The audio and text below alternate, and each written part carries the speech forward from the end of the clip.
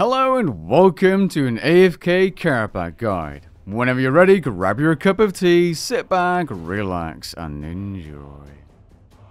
Kerapac is a high-level boss, and while it's possible to take him out without these stats, to AFK the boss you're going to need to have some serious requirements. You're going to need to have level 95 Prayer and Curses unlocked, level 96 plus Herbler and Overloads, level 73 Summoning for a Blood Reaver Familiar, level 56 Archaeology for various relics, the higher level is the better, level 74 plus Invention for various perks, and of course level 99 combat stats. Due to the nature of the method, you're going to want to have the Ring of Vigor passive unlocked from the Extinction quest. Now I wouldn't say it's a hard requirement as you can camp the Ring of Vigor, but it's not ideal as you'll be missing out on a little bit of damage opposed to using a different ring. The Enriched Pontifex Shadow Ring is going to be a ring you're going to want to have as a passive, as Kerapac will no longer be able to stun you when using his slam ability. All you need to do to turn it into a passive is to bring the max level version and 6,000 resin anima of every single type, so Jazz, when big and full, to this NPC, and you're done. For more information about this, check the wiki page linked in the description below. We also don't want our adrenaline to be drained when going to the boss from the PVM hub, and for that reason I'm also going to suggest you have the Infernal Puzzle Box either in your inventory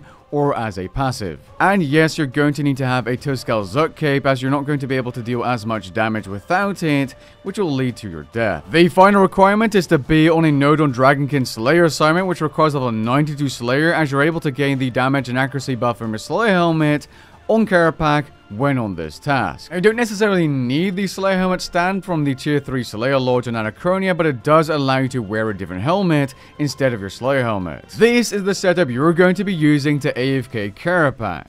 What's very important here is the Abyssal Scourge and the Dark Ice Slaver, or if you have enough money, the tier 95 version called the Dark Slaver of Leng. If you want to get the exact same results, you're going to need to copy this setup step by step.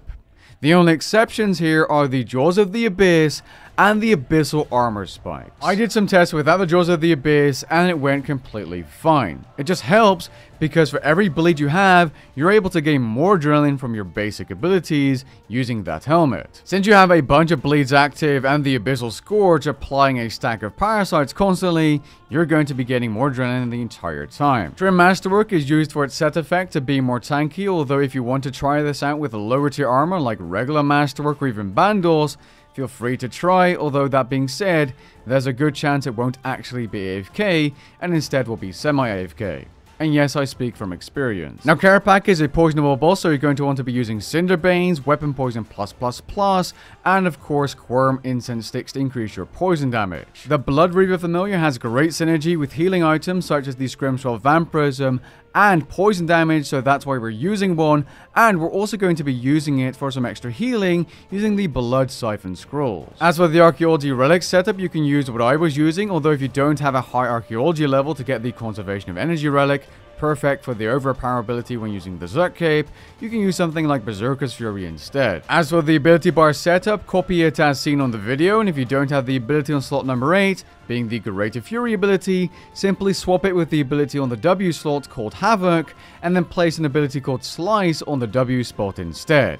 I do assume that you already know this, but just in case, you're going to want to turn on Revolution Combat Mode and allow it to automatically use all types of abilities. You also want to have Auto Retaliate turned on, so this yellow icon on your action bar needs to be 2 crossed swords. The final thing you're going to need to do is to set the auto fire rate of your Blood Reaver Scrolls to 12, therefore allowing it to heal you every 12 seconds. If you're having issues surviving, you are able to reduce this even more, but that does mean you're going to be using more scrolls per hour. Just something to keep in mind. Alright, get started at Kerapac, set on normal mode, pot up, turn on your Scrimshaw Vampirism and Vampirism Aura, and walk forward to this exact same location I'm standing in right here. The reason this position is so important is because you'll be in melee distance of Kerapac, allowing Auto Retaliate to attack back immediately without needing to walk a single tile. Then all you need to do is absolutely nothing, because that's what an AFK method is for. That being said, this is a high level boss. You are AFKing a high-level boss. There is still a minor risk, a very small one,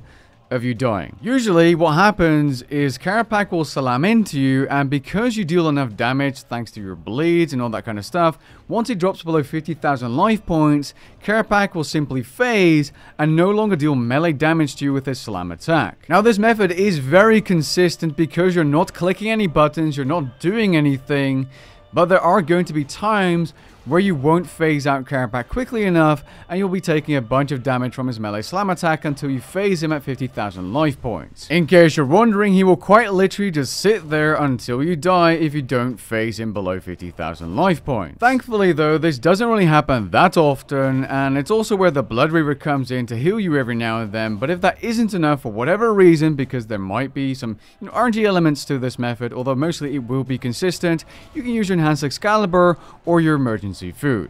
It's also possible to die near the end of the fight if you are fully AFKing simply because you were unlucky in the phase before and you started the phase without full health. Kerapac does deal more damage in the final phase. You are using Soul Split, not Protect from Magic. What I'm saying here is this is a boss you're AFKing, so you cannot expect it to be fully safe. I mean, that's a bit ridiculous. You are AFKing a boss that some people quite literally struggle with. This is probably as AFK as you can make this boss. Now, it's also worth pointing out that every kill you're going to want to teleport out, go to War's Retreat, click the crystal to refill your Blood Reaver's health, and click on the bank to heal up to full, then click on the Adrenaline Crystal, get 100% Adrenaline, and start another kill. Speaking of those kills, you can expect to get kills in around 2 minutes and 5 seconds to 2 minutes and 25 seconds depending on RNG. If we include some banking times there, that means you can get around 20 to 22 kills per hour here, which is quite reasonable considering that you're AFKing this boss. Now if you don't have a melee setup or you don't want to use melee, you are able to AFK this boss using a magic setup, although you're going to need to have the Animate Dead spell and Exsanguinate.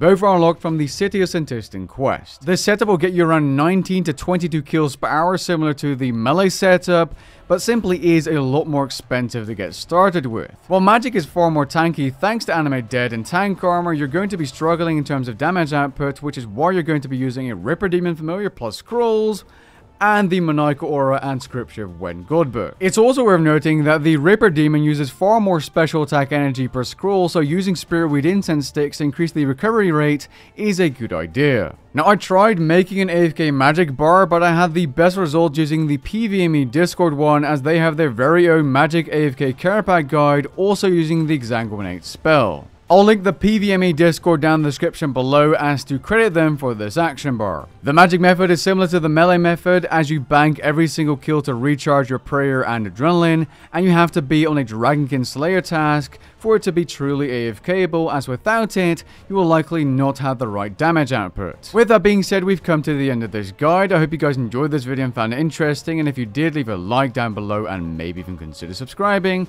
and I'll catch you guys in the next one. Peace.